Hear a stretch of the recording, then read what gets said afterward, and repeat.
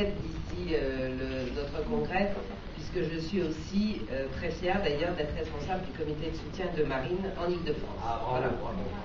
Donc,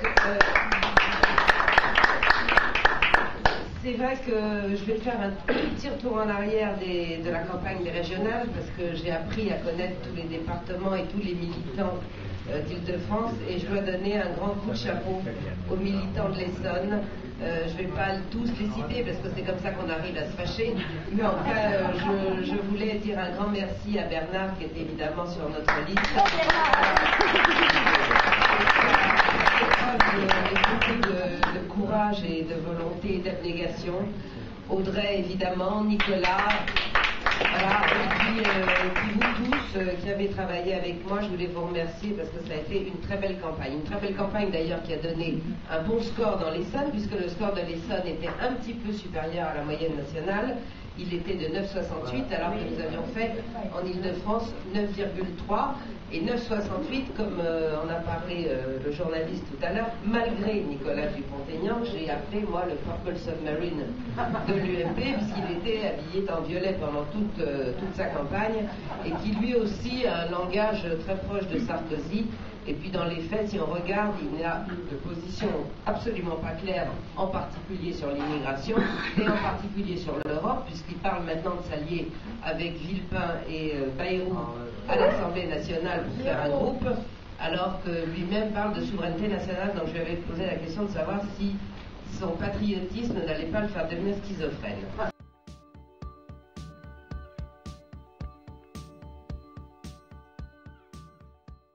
Dire que le programme du Front National serait un programme d'égoïstes. C'est faux. Nous aussi, nous voulons une France généreuse. Mais la France ne peut être généreuse que si elle reste la France.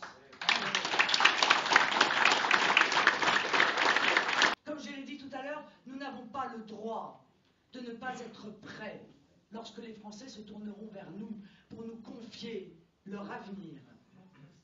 Nous n'avons pas le droit de décevoir les espoirs qu'ils portent en nous pour redresser notre économie, redresser notre protection sociale, défendre notre identité, défendre notre histoire, arrêter l'immigration et arrêter l'insécurité, relever notre école, entre autres.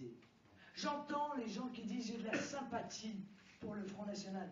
Je sympathise à votre action, mais il n'est plus temps seulement de sympathiser. Maintenant, il est temps de s'engager. Maintenant, pas demain, pas après-demain.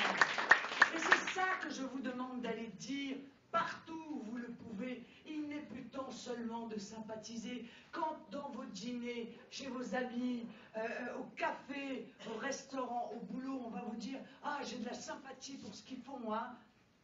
Je dis « Mais sympathise plus, vieux. Adhère, rejoins-nous, mets ta petite pierre à l'édifice que nous sommes en train de construire. Participe énergiquement à la dynamique qui est en train de se mettre en place. Cette dynamique, mes chers amis, c'est par notre mouvement politique que nous allons la canaliser. Parce qu'un parti politique, c'est un outil, c'est pas une fin en soi. On va dire, ah, qu'est-ce que vous voulez faire à la vie? Être président de France Nationale. Pour faire quoi? Président de France Nationale. C'est un outil, un parti politique. C'est un outil qui sert à une chose, c'est à arriver au pouvoir et à appliquer notre programme. C'est notre seul et unique but. En tout cas, c'est mon seul et unique but.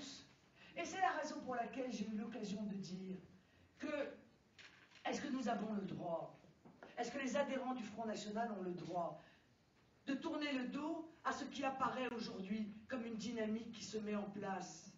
Écoutez, on fait juste trembler jusqu'à l'Élysée. Il y a des papiers tous les jours qui sortent, Sarkozy a peur. Avec nos petits moyens, avec notre cœur, avec nos convictions, eh bien on fait trembler les responsables UMP. Ils ont peur. Eh oui, ils ont peur que les Français se tournent vers nous. Ils ont peur que l'on fasse ce qu'on va faire. Transformer le Front National en une machine de guerre pour pouvoir conquérir le pouvoir. Bien sûr, et ils ont raison d'avoir peur. Parce que non seulement nous avons notre droiture, notre honnêteté, notre respect, notre programme, mais nous allons effectivement avoir un parti politique qui sera irréprochable. Et nous avons encore quelques mois pour parfaire cette organisation, ce joyau qu'est le Front National. Il faut le faire. Il faut se professionnaliser, il faut recruter, il faut former nos militants, nos cadres, nos élus, il faut s'implanter localement, il faut que vous preniez la responsabilité d'un canton. Mais là, en janvier, il faut que le Front National soit uni le lendemain du Congrès. Quel que soit le président qui sera élu, tout le monde doit partir uni au combat.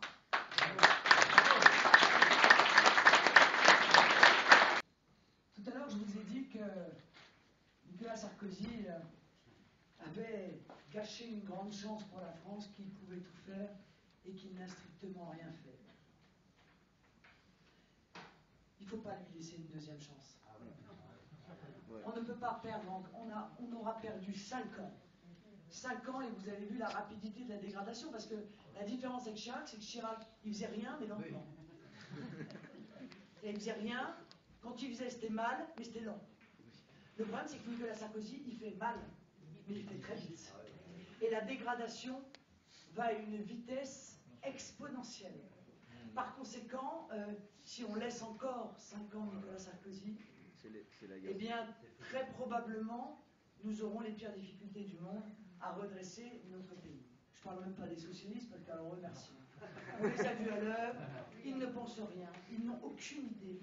Ils sont restés sur un schéma qui est un schéma totalement absurde. Ils sont eux aussi à genoux devant le mondialisme. Ils sont à genoux devant l'ultralibéralisme. Mais moi, je pense qu'il faut qu'ils prennent Strauss-Kahn. Mais bien sûr, il est le vrai candidat des socialistes.